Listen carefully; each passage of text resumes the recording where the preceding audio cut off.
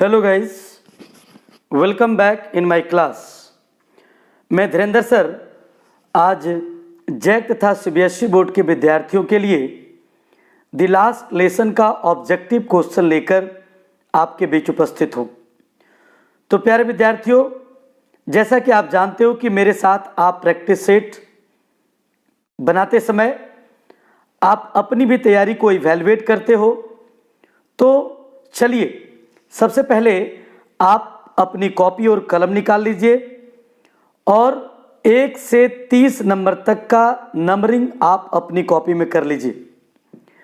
मैं क्वेश्चन पढ़ूंगा, क्वेश्चन पढ़ने के बाद मैं ऑप्शन बताऊंगा, फिर मैं आपको कुछ समय दूंगा। आप पहले अपने से क्वेश्चन को सॉल्व करिएगा। ABCD आप चूज करेंगे, उसके बाद मैं फिर आपको आंसर बताऊंगा। अगर आपका आंसर सही है तो आप उसे टिक लगा लेंगे और अगर गलत है तो अपने ऑप्शन को काटकर राइट ऑप्शन को लिख लेंगे। और वीडियो के अंत में जाकर के आप अपनी तैयारी को भी इवैल्यूएट कर सकते हो कि आपने इस चैप्टर से रिलेटेड कितने क्वेश्चन अपने से बनाया। मुझे पता है कि जिन विद्यार्थियों ने मेरे द लास्ट लेसन के वीडियो को वॉच किया, आपको पता है कि मैंने पार्ट 1 पार्ट 2 2 वीडियो इसको बनाया था। जिन्होंने इसको बढ़िया से देखा बारीकी से, वे सारे क्वेश्चन को सॉल्व करेगा। तो चलिए, मुझे उम्मीद है कि अब आप तैयार हैं मेरे साथ क्वेश्चन आंसर सॉल्व करने के लिए। Now first question, who is the author oblique writer of the last lesson. Last lesson का लेखक कौन है? Option number A William Douglas, B काल्की, C Alphonse Daudet, D Kamala Das. तो जैसा कि आपको पता है, पहले आप खुद से चुन लें। निश्चित रूप से इतना देर में आप लोगों ने चुन लिया होगा और आपको पता है कि इसका answer option C is the right answer. Next question, on which background is the last lesson based on. यह जो कहानी है ये किस पर आधारित है? Indo Pak war, Franco Persian war, Japanese war, none. चलिए आप बनाइए पहले। चलिए, तो इसका राइट आंसर है Franco Persian war. Next question, who was M Hamel? A French teacher, a Persian teacher, a Japanese teacher, Indian teacher. चलिए, तो आपने बना लिया होगा। A is the right option. मजा आ रहा होगा आप लोगों को। चलिए, आप जुड़े रहिए इसी तरह से। नाउ नेक्स्ट क्वेश्चन अब आपके सामने आ रहा है। Question number 4, What did Franz see on the way? Franz ने रास्ते में क्या देखा? A river, a mountain, a running trees, a crowd before bulletin board. चलिए, D is the right answer। अगर आपका आंसर सही है तो आप टिक लगाएंगे और गलत है तो उसके सामने आप काट करके सही लिख लीजिएगा। लास्ट वीडियो के अंत में क्वेश्चन का PDF भी आपको मिलता है। आप सारे क्वेश्चन को कॉपी में उतार करके बढ़िया से आप तैयारी करेंगे। Who is the narrator of the story? इस कहानी के नरेटर कौन है? एमहेमिल, सदाओ, फ्रांज, नन। जैसा कि आप जानते हो कि फ्रांज ने पूरी कहानी हमें बताया है। इस कहानी के लेखक भले ही अल्फोंस डॉडेट हैं, इस कहानी का जो कैरेक्टर फ्रांज जो स्टूडेंट है, उन्होंने पूरी कहानी हमें बताया है। Now next, for how many years had M Hamel been teaching in this school? School में एमहेमिल कितने साल से पढ़ा रहे थे? 30, 20, 50 और 40 ईयर्स। चलिए, राइट ऑप्शन आप चुनेंगे। डेफिनेटली आप लोगों ने D आंसर को चुना होगा, क्योंकि 40 साल से एमहेमिल इस विद्यालय में पढ़ा रहे थे। चलिए question number 7, what did M Hamel write on the blackboard at last? अंत में एमहेमेल ने ब्लैक बोर्ड पर क्या लिखा? जय हिंद, विवे ला फ्रांस, पर्सियन वार, नन। तो आपने बनाया होगा विवे ला फ्रांस, जिसका मतलब होता है long live France.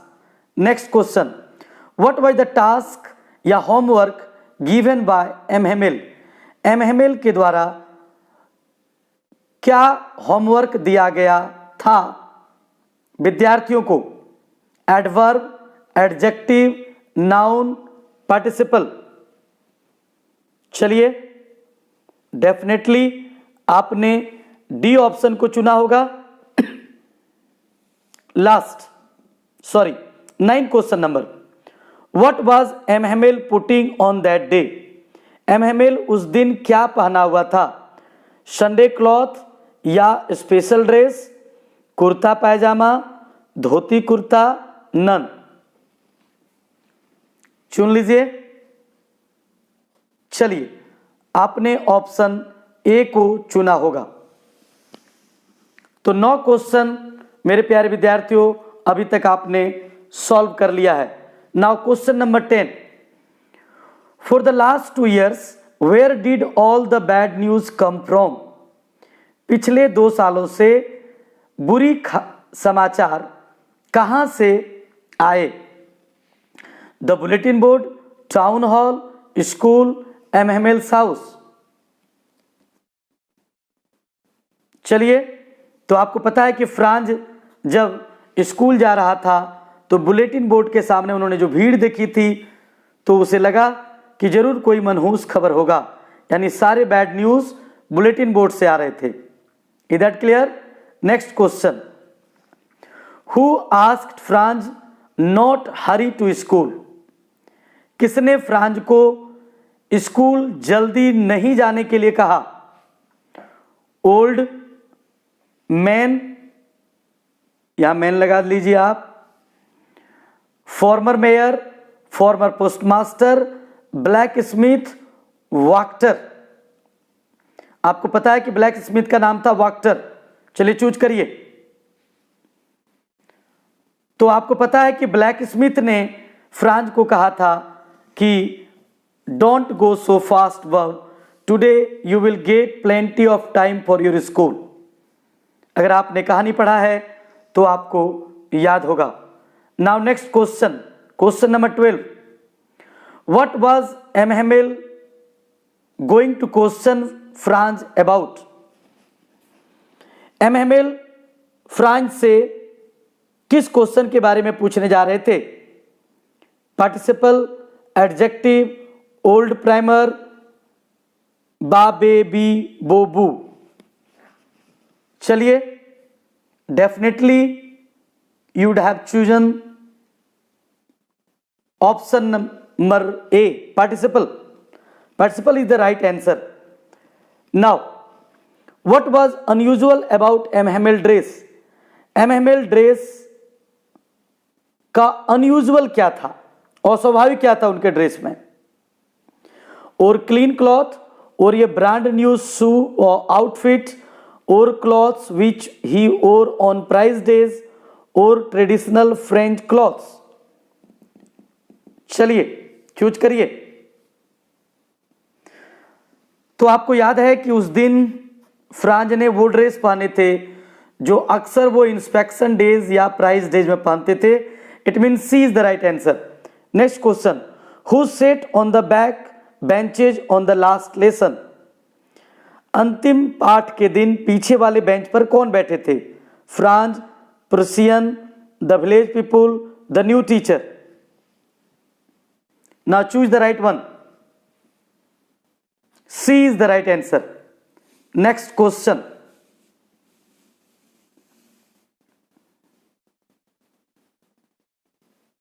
now 15 number question is coming before you. What order had come from Berlin? Berlin से क्या आदेश आया था? To close the school, teach German in schools of Alsace and Lorraine, to open a new school in Alsace and Lorraine, that Hamel would have to leave school. Now please choose the right one. Berlin से क्या आदेश आया था? तो निश्चित रूप से आप लोगों ने बी आंसर को चुना होगा, यानी teach German in school of Alsace and Lorraine, यानी अल्सेस तथा लॉरेन के विद्यालयों में अब जर्मन की पढ़ाई होगी। Why did एमहेमेल blame himself?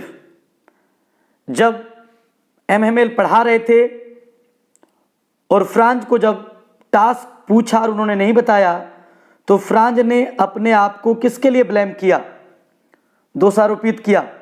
Not having taught them enough French, not being strict, giving students a holiday at times, not being responsible. Please, तो आपको पता है giving students a holiday at times, कभी कभी वो विद्यार्थियों को छुट्टी दिया करता था। क्यों? तो जब वह मछली पकड़ने के लिए जाता था। यह भी अगर ऑब्जेक्टिव बने कि एमहेमेल का क्या हॉबी था, तो हम कह सकते हैं to catch fish. Now what does the last lesson taught by Hamel symbolise? M Hamel ने जो अंतिम पाठ पढ़ाया था वो किस चीज को दर्शाता है? No more teaching of French, domination of Persia, learning of German, loss of language and loss of freedom. ध्यान दीजिएगा, फ्रीडम मैंने यहां लिख दिया है, तो इसका आंसर होगा loss of language and loss of freedom. तो डियर स्टूडेंट्स, अभी तक आप लोगों ने 17 क्वेश्चन सॉल्व कर लिया है। आप लास्ट में इवैल्यूएट करोगे कि कितने क्वेश्चन आपने खुद से सही किया। Now next question comes before you. What is the moral that the Alphonse Daudet wants to bring out? Alphonse Daudet कौन सा नैतिक लेसन लाना चाहता, देना चाहता है? Not to put off things that one can do that day, old order change to new, one should accept everything that happens, teachers should be respected।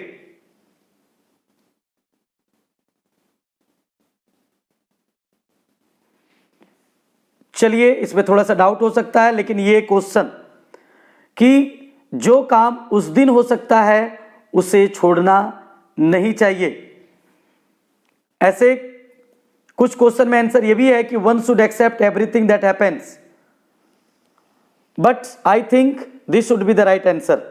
Next question, what does the marching of soldiers under the window represent? यानी सैनिकों का कदम ताल किस चीज को प्रस्तुत करता है? Departure of Hamel, down of Persia in France, freedom for France, sorrow of the villagers. तो याद रखेंगे प्यारे बच्चों, down of Persia in France, यानी फ्रांस में पर्सिया का उदय। सोल्जर्स का मार्च इस चीज को रिप्रेजेंट करता है। Next question, question number 20।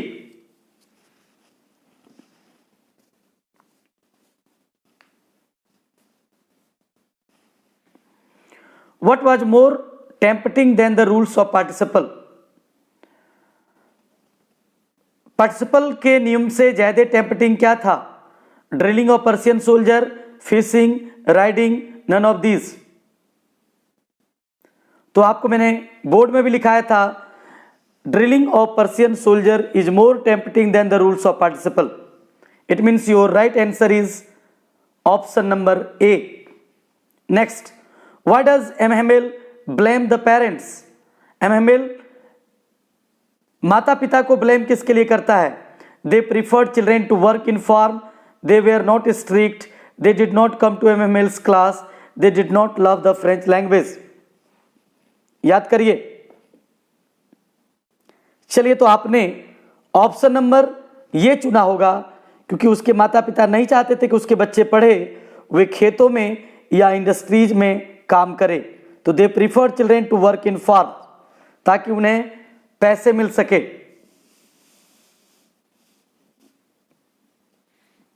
Next question, question number 22, what was Franz reluctant to go to school? Franz क्यों आज स्कूल नहीं जाना चाहता है? To enjoy warm sunlight, to see soldiers drill, to enjoy outdoors, lesson on participle was not prepared. School क्यों नहीं जाना चाहता है उस दिन? थोड़ी देर के लिए उसके मन में जो आता है टेम्पटेशन, तो उन्होंने आज पार्टिसिपल के नियम को तैयार नहीं किया है। It means D is the right answer. चलिए, question number 23, what did Franz notice on reaching the school? School पहुंचने के बाद फ्रांज ने किस चीज को गौर किया? People were dancing, school was closed, strange, quietness, silence, none of this. चलिए, तो निश्चित रूप से आप लोगों ने सी ऑप्शन को चुना होगा, यानी बिल्कुल विचित्र एक चुप्पी था, pin drop silence around the school. Now next question, why does the author urge the reader to respect his language? लेखक लोगों से अपने लैंग्वेज को रिस्पेक्ट करने के लिए क्यों कहता है? It is what makes you respect your countryman, it is the key to freedom prison. तो यही आपको शायद मिल गया होगा कि it is the key to prison, यानी लेखक ने सारे लोगों को अपने भाषा को रिस्पेक्ट करने के लिए इसलिए कहता है क्योंकि भाषा ही गुलामी की चाबी है। ऐसे दो ऑप्शन आप यहां और देख सकते हैं। You can express yourself, it is unique and reflect literate and art. तो ये सब नहीं है। इट मीन्स 24 का B number is the right answer. चलिए, तो हम लोग अब question number 25, MML is introduced as a ruler wielding teacher, this demonstrates that. यानी MML को ऐसा दिखाया गया है कि वो बड़े कठोर टीचर हैं। तो क्या दिखाता है? He is conservative, he is adamant, he is unfeeling, he is a hard taskmaster. तो उनके हाथों में रूलर किस चीज को रिप्रेजेंट करता है? तो ही is a hard task master. वो डिसिप्लिन के बड़े कड़े टीचर हैं, बड़े हार्ड टीचर हैं। MML emerges as a ... when he teaches his last lesson. Meek person, true patriot, repentant man, defeated man। यानी जब वो अंतिम पाठ पढ़ा रहे हैं तो MML कैसे अपने आप को प्रस्तुत करते हैं? गूंगा आदमी की तरह, सच्चा देशभक्त। तो आप लोगों ने निश्चित बी को ही राइट आंसर चुना होगा। Next question number 27, whom did MML blame for not sending students to school? Parents, friends, teachers, soldiers। किसको दोषी मानते हैं विद्यार्थियों को स्कूल नहीं भेजने के लिए? Parents. A is the right answer. Which district came under the Persian rule? Alsace and Berlin, Berlin and Lorraine, Alsace and Lorraine, the southern districts of France. तो निश्चित रूप से आप लोगों ने अल्सेस एंड लॉरेन यानी ऑप्शन सी को चुना होगा। Now you have only 2 questions more. Please आप लोगों से रिक्वेस्ट है कि पूरी वीडियो को आप बढ़िया से वॉच करेंगे। एक बार में अगर नहीं पूरा होता है तो 2 बार आप वीडियो को वॉच करके आप सारे क्वेश्चन आंसर को कंप्लीट करेंगे।